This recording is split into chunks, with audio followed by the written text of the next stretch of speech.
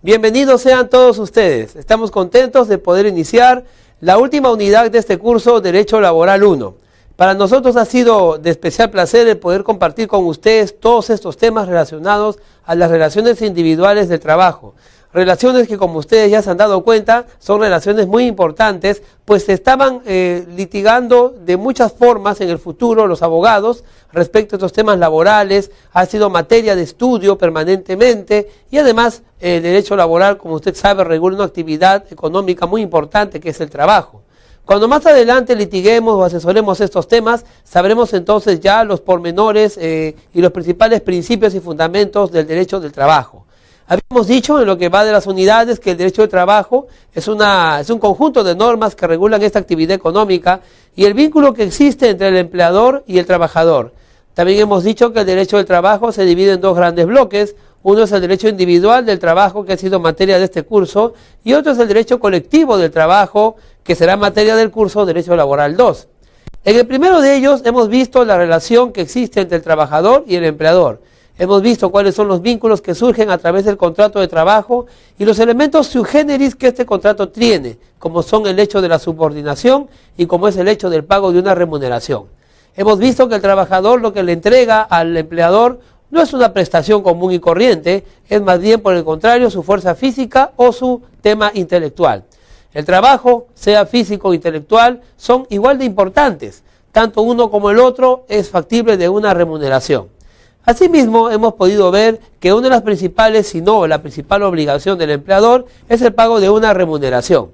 Esta remuneración puede ser en efectivo o puede ser también pues, que sea en especies. Esta remuneración tiene varios altos y varios bajos. Hay remuneraciones que son permanentes y mensurables periódicamente y hay algunas que definitivamente son simplemente complementos o suplementos. Las asignaciones, gratificaciones son de alguna forma, ¿no?, un plus más sobre el sueldo básico. Hemos hablado de cómo la remuneración ha ido cambiando sus conceptos desde aquellas remuneraciones mínimas, pasando por las remuneraciones básicas o las remuneraciones mínimas vitales. Sea el nombre que se usa, ahora el término sueldo básico es el al que nos referimos cuando hablamos de la mínima remuneración, aquella con la que calcularemos nuestras compensaciones por tiempo de servicios y también las indemnizaciones según sea y corresponda el caso. Hemos visto los principios del derecho laboral, hemos visto tantas cosas en el derecho laboral y hoy día, en esta oportunidad, hemos reservado la cuarta unidad para hablar de un tema que es sumamente importante, no solamente por lo antiguo de su concepto, sino también por las evoluciones que ha tenido en el transcurso del tiempo. Estamos hablando de la compensación por tiempo de servicios. Asimismo, vamos a comentar también y a dar algunos ejemplos sobre el tema del reparto de utilidades. ¿Tienen los trabajadores el derecho de recibir las utilidades que las empresas emitan, que las empresas tengan, o una parte de ellas, todas? Eso es lo que va a ser materia de esta unidad. Hemos dividido la unidad pues en 4 temas. El primero de ellos está dedicado directamente a la compensación por tiempo de servicios y lo hemos titulado Compensación por tiempo de servicios, concepto, evolución y depósitos. Bien, vamos entonces, ya tenemos aquí el tema de presentación, lo vemos aquí, tema 1, concepto, evolución y depósito de los CTS o compensación por tiempo de servicios. ¿Qué significa? Vamos a leerlo juntos. Dice, concepto y naturaleza de la CTS. La indemnización por despido era el resarcimiento principal y más frecuente que originaba la injustificada ruptura del contrato de trabajo por iniciativa patronal. El patrón podía resolver el contrato y obviamente entonces esa resolución le obligaba a pagarle al trabajador una suma de dinero como una indemnización por ese despido. De allí, cuando hablamos de la CTS, se utilizaban hasta hace algunos años algunos sinónimos que la confundían también con la indemnización por despido. Tenemos, por ejemplo, el nombre de indemnización por antigüedad, el nombre de indemnización por cesantía. La cesantía se entiende el momento en que el trabajador cesa ya de ofrecer sus servicios y su fuerza laboral o intelectual al empleador. Esto surge, ¿no?, de esta realidad, de este término, de este cese de labores, surge pues el derecho a exigir una indemnización por despido. La palabra indemnización ha sido pues la primera que se ha usado para describir lo que hoy entendemos y conocemos como compensación por tiempo de servicios. Es decir, para entenderlo en buen romance, el origen de la compensación por tiempo de servicios es un origen indemnizatorio. por un daño sufrido. En este caso el daño emergente, sería pues el hecho de haberme quedado sin trabajo. ¿Ah? Bueno, conforme va evolucionando este concepto, podemos mencionar aquí, como dice acá el tema, cabe expresar que se trata de una compensación económica que el empresario abona al trabajador por el lapso de servicios prestados. Sí, ciertamente, cuando se ha ido pues la doctrina avanzando, la doctrina ha ido triangulando mejor, ¿no?, este tema de la indemnización por cese o la indemnización por despido arbitrario, y las ha ido separando, ¿no? Se ha ido concluyendo que en el caso de que el cese de un trabajador se realice pues sin ningún problema, sin ningún abuso de ningún lado, y simplemente en el cumplimiento de la ley o porque el trabajador se quiere ir a otro lugar mejor, en fin, sea cual fuere la razón, si el contrato de trabajo concluye amistosamente y de la forma normativa legal aceptable, obviamente el empleador tendrá que pagar la compensación por tiempo de servicios. Pero ojo, aquí viene el nombre, ¿no? Si ya no hay un conflicto, si no hay una arbitrariedad, entonces ya no podría llamarse indemnización, ya no podía recibirse, ¿no? Porque estamos hablando de una indemnización por despido, y como indemnización se usa con el tema del daño, tenía necesariamente que haber un daño. Pero entonces era necesario cambiar el concepto, o en todo caso era necesario redescubrirlo, reinventarlo, y por eso el tema nos ha llevado al adjetivo de la compensación.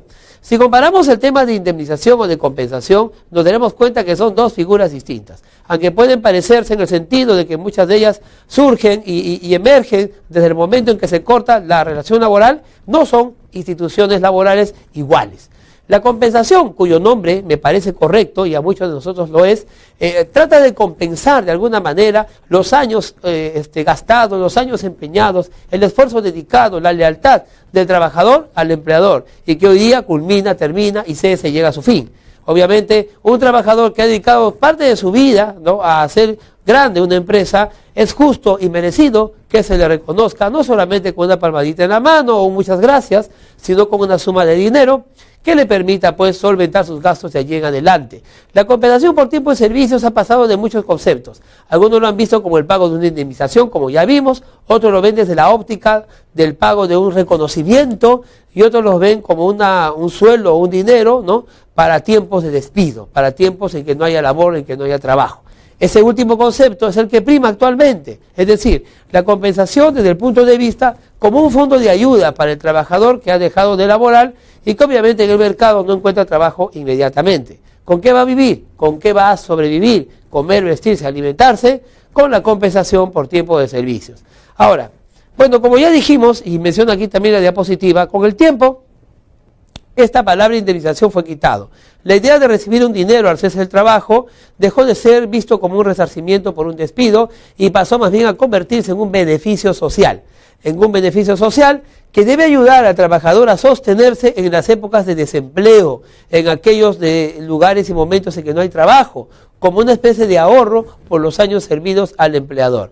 Esta visión y este concepto de la compensación, no como el pago de una indemnización, sino como el pago de un fondo de emergencia, de un fondo de desempleo, es el que actualmente prima. Y obviamente, ¿cómo no va a primar? Definitivamente tiene que primar así esa visión, esa óptica, porque vivimos en una época donde no hay estabilidad laboral, en una época donde el neoliberalismo se ha apoderado de nuestro sistema económico. Obviamente entonces va a haber mucho desempleo, va a haber constantes despidos, la existencia de los contratos sujetos a modalidad que no dan ninguna seguridad, obviamente tendrá pues como consecuencia inmediata de que estos trabajadores queden vulnerables ante un total desempleo. ¿Cuál va a ser su protección? El dinero que reciban de la compensación por tiempo de servicios. Por ello, en algunos momentos se ha dado muchas restricciones al cobro de esas compensaciones. En todo caso, antes de eso, vayamos a ver un poco de historia en el Perú. Bueno, dice aquí, desde su inicio en el año 1902, con el artículo 296 del Código de Comercio, tuvo este tema una estrecha vinculación con el despido del trabajador. Es decir, el pago de la compensación estaba íntimamente ligado al tema del despido. Y por esta razón se establecieron pagos indemnizatorios en favor de los trabajadores despedidos, injustamente, como por ejemplo se estableció un sueldo de indemnización a su favor si el empleador era propenso a despedirlo en forma arbitraria, ¿no? Obviamente si esto ocurría, si el empleador lo despedía en forma arbitraria, definitivamente pues el trabajador tenía derecho a poder solicitarlo. Pero si era un despido justificado, obviamente el trabajador perdía el derecho a ser indemnizado. Como verán, el Código de Comercio de 1902 establece el tema de la compensación como un tema de resarcimiento, como un tema de indemnización. Sin embargo, tuvimos que esperar 68 años, es decir, más de medio siglo, para que mediante el decreto 18.471, o Ley de Estabilidad Laboral, emitido por el gobierno del año 1970, se establece claramente la estabilidad laboral. La separación del beneficio por CTS es considerado un término diferente al de indemnización por despedida injustificada, también conocido como despido arbitrario. En esta ley, en este decreto ley 18.471, se diferencia claramente una de la otra. La primera se pagará como consecuencia de un despido arbitrario. La otra se pagará como consecuencia de la conclusión, de conclusión y cese del vínculo laboral existente. Ahora, no existe entre ellas vinculación alguna, son de origen diferente, de montos diferentes, y depende de su otorgamiento, eso sí, a las particulares características de cada una de ellas. Bueno, conforme esto fue avanzando, y el derecho colectivo también, o sea, no solamente esto hay que tratarlo a nivel del derecho individual, de la relación empleador y trabajador, también tenemos que ver cómo se ve la relación de empleador y sindicato, ¿no? Bueno, con los beneficios que se consiguió a través del pliego de reclamos, los sindicatos, ¿no?, obviamente fueron consiguiendo indemnizaciones por despedidas, luego a una indemnización por los años laborados y que se hacía justificado su pago. Pero siempre con el nombre de indemnización, ¿se dan cuenta? Ahora dice, en la negociación colectiva, por ejemplo, aparece que se fue incrementando poco a poco, llegando a un sueldo por cada año de servicios, ¿ah? Y eso fue mucho mejor entonces. Fue la negociación colectiva entonces, el propio trato, la propia discusión entre los sindicatos y los empleadores, quienes logran pues hacer que esta indemnización se vuelva una compensación. Y no solamente eso, sino que alcance una mensurabilidad, es decir, un monto, una cantidad aritméticamente comprobable, que en este caso era un sueldo por año. Si yo hubiera trabajado 5 años, obviamente al culminar mi labor de 5 años y yo renunciaba o me quería ir voluntariamente, me tenían que pagar por cada año de labor un sueldo, ¿no? Y ahí comienzan los otros debates, ¿no? A partir de qué sueldo, del sueldo total, del sueldo básico, comienzan los debates, ¿ah? Interesante. Bueno, hay un párrafo más que podemos ustedes ver, dice actualmente tiene la naturaleza de un beneficio social. Es lo que les decía hace un momento. Actualmente se ve como aquel fondo que nosotros tenemos que tener, un fondo de contingencia para el desempleo. Por eso es un beneficio social, motivado por el cese en el trabajo y constituye entonces un beneficio para la familia del trabajador. Cuando nosotros entonces entendemos esos conceptos, podemos ver que hemos iniciado desde un tema indemnizatorio hasta un tema compensatorio. Ahora, eso está muy perfecto, está muy bien. Es maravilloso entender de que vamos a tener un dinerito cuando dejemos de trabajar. Algunos en la antigüedad, antiguamente, ¿no?, tenían que dejar de trabajar para efectivamente, ahí se le pagaba todo junto. Entonces las empresas pudientes les pagaban normalmente a los trabajadores que cesaban en su labor y había que pagarles sus CTS. Otras empresas, sin embargo, le hacían sufrir, cobrar, ir a juicio al pobre trabajador con tal de demorar el CTS. En algunas ocasiones era porque eran CTS muy elevados, ¿no? Y las empresas simplemente no querían pagarlo. Bueno, en fin, esos son temas de otro costal. Porque ahora, ¿no?, la compensación por tiempo de servicios se deposita pues periódicamente. Pero lo vamos a ver más adelante.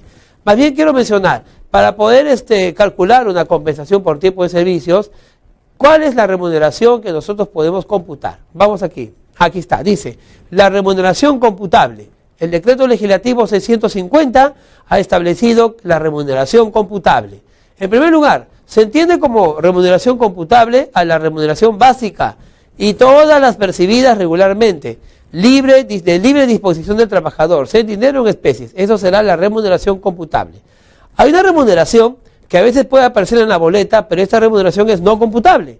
Vamos a ver cuáles son. Dice allí, no son remuneraciones computables las gratificaciones extraordinarias y otros entregados como un extra de parte de la empresa hacia el trabajador. Por ejemplo, los pasajes, los viáticos, las comidas, etc. Eso no será considerado como parte para la sumatoria para establecer la remuneración computable. Ahora, ¿cómo se va pagando este CTS, no? En principio se tiene que hacer depósitos a cuenta y depósitos periódicos, anticipos. Estos anticipos han sido regulados de 1000 formas, ¿no? Vamos a ver en esta diapositiva los depósitos semestrales de la CTS, la entidad y el depositante. Dice allí, el decreto legislativo 650, el que hemos mencionado hace un poco, o también llamado Ley de Compensación por Tiempo de Servicios, señala que el empleador semestralmente, es decir, cada 6 meses, depositará en una entidad financiera que el trabajador mismo indique, ¿no?, la parte de la CTS que le corresponde. No hacerlo es una infracción que, según la tabla del Ministerio de Trabajo, es una infracción grave y obviamente es plausible de una sanción y multa. Bueno, estos depósitos semestrales desde el año 2000 tuvieron muy cambiante. Vamos a ver algunos de estos casos. Miren, en primer lugar, en el año 2000 esta norma que decía el depósito semestral se desnaturaliza. Ya recordemos qué pasó en el año 2000, ¿no? Hasta el año 2004, en que se han emitido decretos de urgencia uno tras otro que permitían la ampliación del plazo para que empleadores retengan en su poder los depósitos de los CTS. Se había señalado que se cumplía con la obligación si se depositaba mensualmente tan solamente 8.33% de la remuneración del trabajador de dicho mes, y este depósito era de libre disposición del trabajador. O sea que si yo ganaba 800 soles, ¿no?, ni siquiera tenía 80 soles, tenía algo de 60. El 8.33% era un porcentaje muy bajo, ¿no? Y además recordemos que no había de libre disposición. En estos casos sí, siempre que fuera muy ínfimo. Ahora, el año 2003, ¿no?, el 29 de octubre, para ser más exacto, de dicho año, se promulga el decreto de urgencia número 24 del 2003. Este decreto de urgencia señaló que debía volverse a partir del mes de octubre del 2004, es decir, del año siguiente, al régimen normal establecido por el decreto legislativo 650, siendo de libre disposición la CTS, y hasta el mes de mayo de 2004, y a partir del mes de junio se podrá uno gastar la CTS también, pero solamente al 80%, al 60%, al 40% y al 20%. De esta manera entonces se cumple el cometido. Los depósitos semestrales de la CTS tienen justamente el objetivo de poder hacer de que estos depósitos permanezcan en una cuenta bancaria donde definitivamente generar incluso intereses, ¿no? Bueno, así se dice. Y que obviamente cuando el trabajador ya termine su labor va a poder ir a la agencia bancaria con una carta del empleador y sacar el dinero. Obviamente un dinero ya crecido, se supone, un dinero que ha sido invertido por el sistema financiero, o sea, por los bancos, en sus proyectos de gestión pública, en sus proyectos privados, etcétera. Y te tienen que pagar a ti, obviamente, ¿no?, lo que te han ido depositado semestralmente, y bueno, hacer de ti un pensionista, por así decirlo, por un momento al menos sentirse pensionista, ¿no?, porque te pagarían la compensación por tiempo de servicios íntegra, ¿no? Claro que si tú has estado gastando un porcentaje de la CTS también te va a venir un poquito menos, pero básicamente ese es el mensaje. Entonces, tanto los depósitos de las remuneraciones computables como aquellos depósitos que se realizan, ¿no?, para el trabajador, son de entera disposición de él. A falta de él, podrá hacerlo pues la esposa, los hijos o los herederos. Si es que él no está, no murió, etcétera, podrán hacer eso. La compensación por tiempo de servicios entonces ha dejado ya de ser un tema indemnizatorio para volverse lo que su nombre dice, una compensación, un fondo de ayuda, un fondo en el cual nosotros podamos basar nuestros pies y nuestros gastos en caso quedemos desempleados. No lo olvidemos entonces. Y por supuesto, no olvidemos que la CTS no se calcula sobre lo íntegro que ganas, simplemente se calcula sobre lo más importante que estés ganando y aquellos pues complementos que tengan que ver con tu trabajo. Gracias por acompañarme en este tema número 1. Hemos tenido pues un tema interesantísimo, pero es la primera parte, ya se viene la segunda y la tercera y cuarta acerca de la compensación por tiempo de servicios.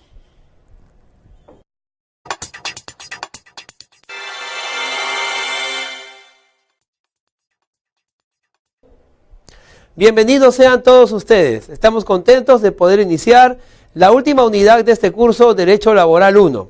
Para nosotros ha sido de especial placer el poder compartir con ustedes todos estos temas relacionados a las relaciones individuales del trabajo. Relaciones que, como ustedes ya se han dado cuenta, son relaciones muy importantes, pues se estaban litigando de muchas formas en el futuro los abogados respecto a estos temas laborales. Ha sido materia de estudio permanentemente y además el derecho laboral, como usted sabe, regula una actividad económica muy importante que es el trabajo. Cuando más adelante litiguemos o asesoremos estos temas, sabremos entonces ya los pormenores y los principales principios y fundamentos del derecho del trabajo. Habíamos dicho